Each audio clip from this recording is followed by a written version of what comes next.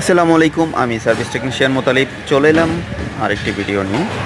আজকে কথা বলবো নিসান এক্সটেল হাইব্রিড মডেল ইয়ার 16। এই গাড়িটা কাস্টমার কমপ্লেন, ওনার গাড়িটা ইগনিশন সুইচ অন হয় কিন্তু গাড়িটা স্টার্ট হয় না।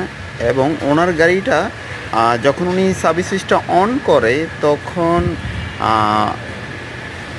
রেডিয়েটর ফ্যান মোটর এবং হাইব্রিড ফ্যান মোটর দুটোই অটোমেটিক্যালি হাই স্পিডে ঘুরতে থাকে, গাড়িটা স্টার্ট হয় না। তো আমরা গাড়িটা ডায়াগনোসিস করেছি, আমরা কিছু সমস্যাও পেয়েছি, আপনারা দেখতে পাচ্ছেন সব কিছুই খোলা। আমরা এটা কাজ করতেছি।